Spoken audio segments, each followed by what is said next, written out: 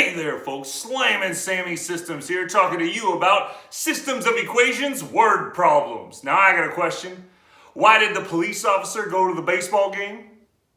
Because he heard someone stole second base. Bada boom! First vocabulary term we're going to review is a system of equations. That's a set of two or more equations. So here you can see we have four systems of equations. In our first one, we have an equation in slope-intercept form and standard form. Here we have a standard form equation and a point-slope form equation. Here we have a point-slope form equation and a standard form equation. And then here we have two slope-intercept form equations. It's going to be important that you recognize the forms, especially in this particular section. Second thing we're going to review is a solution to a system. So that's an ordered pair x comma y that satisfies both equations in a system. So here you can see we have a point and we have a system, and we want to see, is this point a solution to this system? So all we have to do is plug it in. We plug in 2 for x and 3 for y in our first equation, and then we simplify that. 2 times 1/2 becomes 2 over 2, which is 1, and then 1 plus 2 gives you 3. Does 3 equal 3? Yes, it does. Therefore, this point is a solution to this equation. But is it a solution to this equation? So we take that 2, plug it in for x, 3, plug it in for y, simplify, and we end up getting 5 is equal to 5. Is that true? Yes, it is. Therefore, this point is a solution to both of these equations, meaning that it's a solution to our system of equations. Let's review how to solve a system by graphing. So here we have a system of equations. Both are in slope-intercept form. This is important. We're going to talk about this later on. Because both are in slope-intercept form, it's very easy to graph both of these. What we're going to do is we're going to put both of them on the same coordinate plane and figure out where they intersect. So let's graph our first equation, y is equal to negative 2x plus 1. In order to graph out of slope-intercept form, you first graph the y-intercept. Y equals mx plus b. So this plus b is going to be our y-intercept. That would be 1 in this case. So we go to the y-axis at 0, 1, we put a point. Then what's our slope? Our slope is rise over run. In this case, it's just negative 2. Well, how do I write that as a fraction? Well, that's negative 2 over 1. So what I'm going to do is I'm going to go down 2 and then write 1 and put a point. Down 1, 2, write 1, put a point. Draw a line through that, and I've successfully graphed my first line. Let's graph the second line now. So here, what is our y-intercept? Remember, it's y equals mx plus b. So this plus b is going to be our y-intercept. In this case, it would be negative 4. So I'm going to go to 0, negative 4 on my y-axis, and I put a point. Now, what's our slope? Rise over run. In this case, y equals mx plus b. That's our m, so it would be 1/2. Meaning from our y-intercept, we're going to go up 1, right 2, put a point. Up 1, right 2, put a point. And we draw a line through those points. We have successfully graphed our second equation in our system. Now to solve the system, you just need to find the point where these two lines intersect. That would be this point right here, 2, negative 3. That is the solution to this system of equations. Remember, you can always check this. Take 2, plug it in for x. Take negative 3, plug it in for y. See if both sides of the equation come out equal when you simplify. Then do the same thing down here. If it works for both of them, then you know you got the right answer. Now let's review solving a system using substitution. So here there's 5 steps. First, you want to get one variable by itself in one equation. So if you're looking at a system of equations with 2 equations, you want one of them to have a variable solved for by itself. So you have y equals 2x plus 1. If one of the equations is in slope-intercept form, then you know that you're going to use substitution in that particular problem. Once you have one equation with one variable by itself, you're going to substitute for the variable in the other equation. Since you know y is equal to 2x plus 1, you can take 2x plus 1 and plug it in for y in the other equation. Then what you can do, there's only going to be an x left, so you're going to solve for the variable that remains. In this case, it would be x. Once you solve for x, you're going to get x is equal to a number, let's say 5. Then you're going to substitute into either equation to find the second variable. If you know x is equal to 5, you just take 5 and plug it in for x into either equation. That way, there's only one variable left, y, and you can solve for it. Once you solve for y, then you write your solution as an ordered pair x comma y.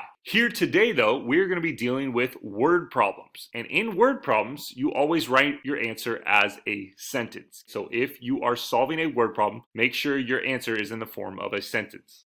Now let's review solving a system using elimination. So when you have elimination, you're again going to be starting with a system of equations, usually with two equations. You want to put the equations in standard form with one variable having opposite coefficients. So this time we want both equations to be in standard form, ax plus by equals c. And we want one of the coefficients of either x or y to have opposite coefficients with that same variable in the other equation. The reason is because in step 2, we're going to add those two equations together, and the variable with opposite coefficients is going to cancel out, so there will only be one variable left, and we can solve for the variable that remains. We can then get x is equal to 5 or y is equal to 8, and you can take that number and plug it in for the variable into either equation and solve for our second variable. Once you get that second variable, then you write your answer as an ordered pair, or if it's a word problem, like it's going to be today, you're going to answer in the form of a sentence.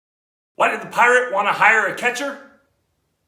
Because he has a chest protector. Bing, bing, bing, bing, bing. Example time. Now example 1 says which method for solving systems would be best to use on the given systems and why. So in part A, we have a system of equations with one equation being in slope-intercept form and one in standard form. So which method would be best to solve this particular system? Graphing, substitution, or elimination? Well, since we have one variable by itself in one of the equations, we know that substitution is actually going to be the easiest way to solve this, because all we would have to do is take this 2x plus 1 and plug it in for y in the other equation, because that's what y equals. Then we would only have x and we could solve for x. So why is this the best one? Because one equation is in slope-intercept form, so you can easily substitute for y in the other equation. We have one variable solved for by itself. Part B, we have two equations that are both in standard form. Anytime you have two equations and they're both in standard form, usually the easiest way to solve that system would be with elimination, because in elimination, both equations are supposed to be in standard form.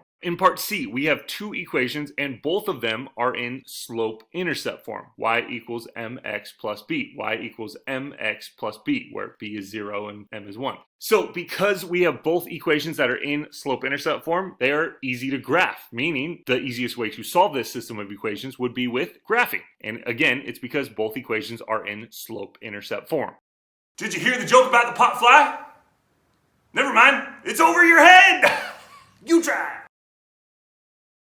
Okay, doing the same thing here. Part A, we have two equations and they're both in standard form. Because they're both in standard form, we know that elimination would be the best way to go about solving this. And again, it's because both equations are in standard form. In part B, we have h is equal to 2j plus 4. H is equal to 4j minus 8. This may not look like it because you don't see any y's or x's, but yeah, both of these are actually in slope-intercept form. So because we have both equations that are in slope-intercept form, they are easy to graph, meaning the easiest way to solve this system of equations would be with graphing. And again, because both equations are in slope-intercept form already. And then last but not least, we have one equation in slope-intercept form and one in standard form. Anytime you have one in slope-intercept form and one in standard form, you have one variable solved for by itself. We know that substitution is actually going to be the easiest way to solve this. And again, it's because we have one equation that has a variable solved for by itself. Now example 2 says the length of a rectangle is 4 centimeters more than 3 times the width. The perimeter of the rectangle is 56 centimeters. Find the dimensions of the rectangle. So we have a word problem. And in this word problem, step 1, we're not scared. Step 2, what do we need to find? What is it asking us? It's asking us to find the dimensions of the rectangle. So when we move to step 3, we define our variables. Well, what do we have? We have a rectangle. And in this rectangle, we want to find the dimensions. Dimensions are length and width. So length would be L. That's going to be one of our variables, the length of the rectangle. The width then would be the other variable, W, and that would represent the width of our rectangle. Now that we know what we're trying to find and we have defined our variables, we can start setting up our equations. So let's write our equations. What are we given? We're given that the length of a rectangle is 4 centimeters more than 3 times the width. So length of a rectangle, L, is equal to 4 centimeters more than 4 plus 3 times the width. So 4 plus 3W. Boom, we have our first equation. Next it says the perimeter of the rectangle is 56 centimeters. So how do we write the perimeter of a rectangle? What's the equation for that? Well, again, it's L plus W plus L plus W, or 2L plus 2w. That's the perimeter of your rectangle. So 2L plus 2w is going to be equal to 56 centimeters. So that's going to be our second equation. Now we have our system of equations, so we can solve. Are we going to solve using graphing, substitution, or elimination? Well, let's look. We have one that appears to be in slope-intercept form, or very close to that, right? We have one variable by itself on one side of the equation. And here, this looks like standard form. So because we have one variable solved for by itself and the other one is in standard form, we're probably going to use substitution here. So let's go ahead and do that. Here, we get one variable by itself in one equation. Boom, done. That's why we're using substitution. Next, we're going to substitute for the variable in the other equation. So since L is equal to 4 plus 3w, we can take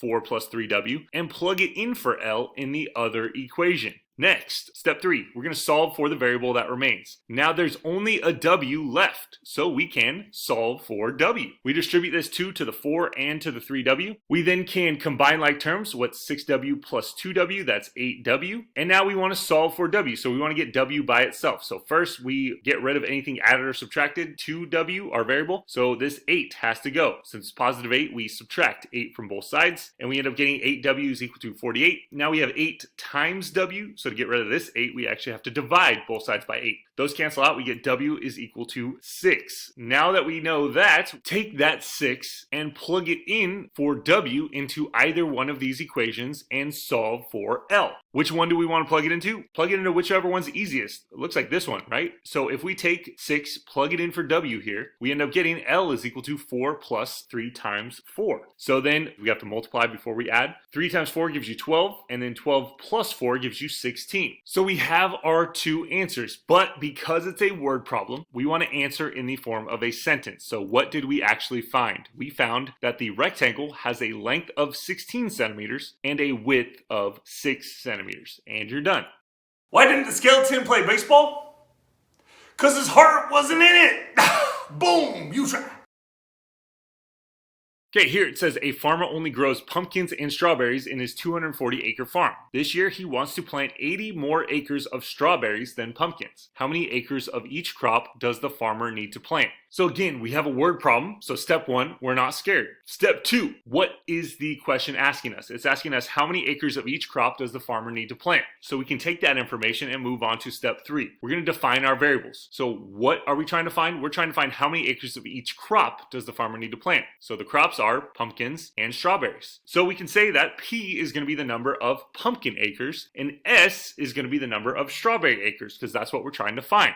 From there, we can move on to writing our equations. So what does the question give us? It tells us that the farmer only grows pumpkins and strawberries in his 240-acre farm. So the total number of acres in his farm is 240. And he only grows pumpkins and strawberries. So the number of pumpkin acres plus the number of strawberry acres must add up to 240 acres. Okay, cool. We have our first equation. What else does it give us? Well, it says this year he wants to plant 80 more acres of strawberries than pumpkins. So that means that 80 more acres of strawberries than pumpkins, we're going to take the number of pumpkin acres and we're going to add 80 to it, and that will equal the number of strawberry acres. Boom. Now we have our system. So from this, we can then decide, are we going to use graphing, substitution, or elimination to solve this? Well, if we're looking at this, again, we have one equation with a variable solved for by itself on one side of the equation. Because of that, you know that you are going to use substitution in solving this system. So let's start. Step 1, get one variable by itself in one equation. Perfect, we already have that. That's why we chose substitution. Next, we're going to substitute for the variable in the other equation. So we're going to take 80 plus P, and we're going to plug into the other equation for S, because that's what S is equal to. Next, we are going to solve for the variable that remains. So here, we only have a P remaining. So we're going to solve for P. Well, how do we do that? Well, since we have two like terms here, we can add those together. What's P plus P? That equals 2P. Now we can solve for P by getting rid of whatever is added or subtracted to our variable first. So this plus 80 has to go over here. How do we do that? We do the opposite. We subtract 80 from both sides. That way those cancel each other out, and we get 2P is equal to 160. Now to get P all by itself, we're going to divide both sides by 2, and we get P is equal to, what's 160 divided by 2? That's 80. So we have P, the number of pumpkin acres. Well, how do we get the number of strawberry acres? Well, we're going to take this 80 and we're going to plug it into either one of these equations for P. We can plug it in here or here and solve for S. Which one would be easier? Probably this one, because it already is solved for S. So we take 80, plug it in for P, and then we add those two together. What's 80 plus 80? That's 160. So now we have the number of strawberry acres and the number of pumpkin acres. So since it's a word problem, we want to answer in the form of a sentence. So we say that the farmer needs to plant 80 pumpkin acres and 160 strawberry acres. And again, because this is a system of equations, you can always check your answers. You can plug in 80 for P and then 160 for S. Solve this, simplify, and make sure you get the same thing on both sides of the equation. Same thing down here. Plug in 80 for P, 160 for S. Make sure you get the same thing on both sides of the equation. Example 3 says, suppose your class sells gift wrap for $4 per package and greeting cards for $10 per package. Your class sells 205 packages in all and receives a total of $1,084. Find the number of each type of package sold. So again, word problem. Step 1, not scared. Step 2, we need to figure out what is it asking. It's asking us to find the number of each type of package sold. So that'll help us when we move to step 3, which is to define our variables. Well, how do we define our variables? It wants us to find the number of each type of package sold. So the two types of packages would be gift wrap packages and greeting card packages. So we could say W is going to be the number of gift wrap packages, and then C is going to be the number of greeting card packages, because I didn't want to use G because that would be confusing. They both have a G in. Now that we have our two variables, we are ready to set up our equations. So what does the problem give us? Well, it first says that the gift wrap packages are $4 per package, and then the greeting card packages are $10 per package. Then it says the class receives a total of $1,084. If it's $4 per gift wrap package, that would be 4 times W. And if we add that to the amount of money that we make for greeting card packages, so that'd be $10 times every greeting card package, or $10 times C, we then can set that equal to the total amount of money that we make. So 4 times W plus 10 times C has to equal 1,084. Okay, cool. We have one equation. Next, what else does it say? It says your class sells 205 packages in all. Okay, well, there are only two type of packages, the number of gift wrap packages and the number of greeting card packages. Add those together and set that equal to 205. Now we have our system of equations, so we can solve this. How are we going to solve this? Are we going to use graphing, substitution, or elimination? Well, it looks like we have two equations that are in standard form. Anytime you have two equations in standard form, the easiest way to solve it is usually through elimination. So let's use elimination. First, we want to put equations in standard form with one variable having opposite coefficients. So we have both of our equations in standard form already, but the coefficients for W are 4 and 1. The coefficients for C are 10 and 1. Neither of those are opposites. Well, what do I do? Well, let's pick one of the variables to have opposite coefficients. Let's choose W. Is there some way I can multiply one of these equations by a number that would cause W to have opposite coefficients? Well, yeah, if I were to multiply this equation by -4, what would happen is, let's distribute this -4 to the W and to the C, and then over here, -4 times 205 gives you -820. Now look, because I multiplied this equation by -4, the W's now have opposite coefficients. So what I can do then is move to step 2, where I can add these two equations together. And the whole point of adding these two equations together is that because the W's now have opposite coefficients, they are going to cancel each other out. Then I add the 10C and the -4C, and I get 6C, and then 1,084 plus -820 gives you 264. Now I have one variable, and I can solve for that specific variable. So here, if I want to solve for that variable, I then divide both sides of this equation by 6, and I get C is equal to 44. Now I have one part of my answer. I need the other part. How do I get W? Well, I'm going to take this 44 and plug it in for C into either one of these equations. Doesn't matter which one. Which one's easier? Well, it looks like the second one would be easier, right? So I'm going to take 44, plug it in here for C. Now all I have to do is solve for W. So I subtract 44 from both sides of the equation, and I get W is equal to 161.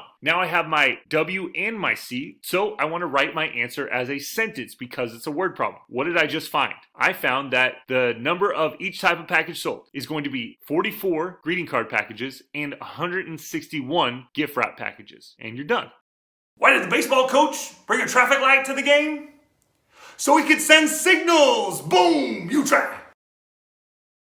Here, it says the sum of two numbers is 20, their difference is 4. Write a system and solve for each number. So you could probably do a little guess and check and figure out your answers here, but we're going to write a system and solve. So step 1, in a word problem, we're not scared. We can do this. Step 2, what is it asking? It's asking us to write a system and solve for each number. So there's two numbers, right? Because it says the sum of two numbers and their difference. So when we define our variables, we just need a variable for each number. We'll say x is the first number and y is the second number. Sure. Now, step 3, we're going to write our equations. What does it give us? It says the sum of two numbers is 20. So how do you write the sum? Remember, sum is just addition. So x plus y, the first number plus the second number, has to equal 20. Now next, it says their difference is 4. So the difference of these two numbers is 4. So x minus y has to equal 4. Okay, cool. We have our system of equations. That was super easy. Next, we're going to decide, are we going to solve this system using graphing, substitution, or elimination? Well, we have two equations that are both in standard form. Usually when you have two equations in standard form, you're going to use elimination. So let's use elimination. First, we're going to put equations in standard form with one variable having opposite coefficients. The good thing is they're already in standard form. That's why we chose elimination. But do we have one variable with opposite coefficients? Well, the coefficient for our x is 1 over here and 1 over here.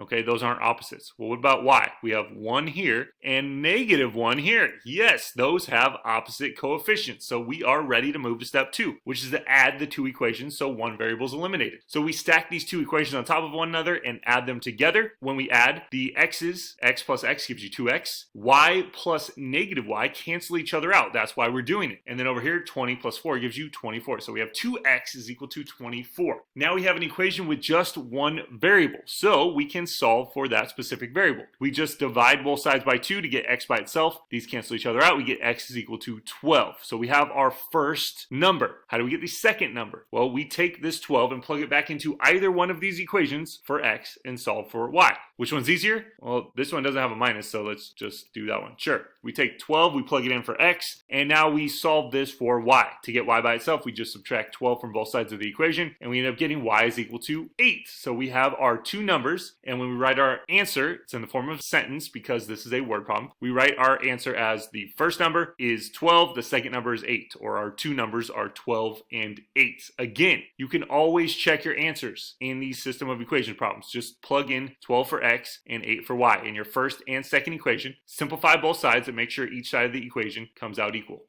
Now, example 5 says you have $25 in your bank account and deposit $10 each week. At the same time, your sister has $70 but is withdrawing $5 each week. When will your accounts have the same balance? So, it's a word problem. Step 1, we're not scared. We can do this. Step 2, what is it asking? It's asking when will your accounts have the same balance? So, we are going to have two separate accounts. We're going to have an account for you and an account for your sister. But be careful because when we move to defining our variables, step 3, we are not going to create two separate variables for your bank account and your sister's bank account. What's happening is you are actually going to create two separate equations for your bank account and your sister's bank account. And in those equations, we're just going to have the total amount of money you have be one variable. So we'll call that M, the total amount of money in the bank account. And then it says you are starting with $25 and depositing $10 each week. So 10 times the number of weeks. Here, she's withdrawing $5 times the number of weeks. So the number of weeks has to be a variable. We'll call that W. Okay, perfect. Now we can write our equations. And just like we said, we're going to create an equation for your bank account where you start with $25 and deposit $10 each week. So it'd be 25 plus 10 times W. And that is going to equal the total amount of money in your bank account, M. So there's two ways I could write this. I could go M, the total amount of money in your bank account, is equal to 25 plus 10 times W. Or if I wanted to put this technically in slope-intercept form, y equals mx plus b form, I could write it as the total amount of money M is equal to 10W plus 25. Y equals mx plus b. Now it's in slope-intercept form. Your sister's account, we're going to do the same thing. We're going to say M is the total amount of money, and that's going to be equal to $70, but this time she's withdrawing, so it's going to be minus $5 times the number of weeks, so 5W. So we can go M is equal to 70 minus 5W, but if I want to write that in slope-intercept form, I'm just going to switch those two around, and I'm going to go M is equal to negative 5W plus 70. Now we have two equations, and look, they're both in slope-intercept form. So how am I going to solve this? Anytime you have two equations equations both in slope-intercept form, let's just graph it, and you can figure out where those two equations cross. First, we're going to graph both of these equations on the same coordinate plane, where the x-axis is going to be the number of weeks, that's our independent variable, and the y-axis is going to be the amount of money in the bank account, that's your dependent variable. So when we graph our first equation, remember it's in slope-intercept form already, y equals mx plus b, we first plot our y-intercept, that's our b, so that in this case that would be 25. So we go up on our y-axis to 0, 25, we put a point. Then we use the slope to graph the rest of the line. What's the slope here? That's 10. But how do I write that as a fraction, rise over run? Well, 10 is the same as 10 over 1. So I go from this point up 10. Again, these go by 5, so I go up 10, and then over 1, put a point. Up 10 over 1, put a point. Draw a line through that, and I have successfully graphed my first equation. That's my bank account. Then I'm going to graph my sister's bank account. So here, we start with our y-intercept. Again, y equals mx plus b. We go to our y-intercept, which is 70, and we put a point. So we go up to 70, boom, put a point at 0, 70. Now, what's our slope? We use our slope to get the rest of the line. Here, that's our m. How do I write -5 as a fraction? Well, that's -5 over 1. So from this point, I go down 5, right 1, put a point. Down 5, right 1, put a point. Draw a line going through those, and I've graphed my second equation, my sister's bank account. Now all I have to do to solve this is figure out where do these two lines intersect. That would be at 3, 55. I have my solution to my system. But since this is a word problem, I need to write my answer in the form of a sentence. What is my answer here? Well, it's asking, when will the accounts have the same balance? Well, that would be after 3 weeks. So we say it'll take 3 weeks for the bank accounts to have the same balance. And you're done.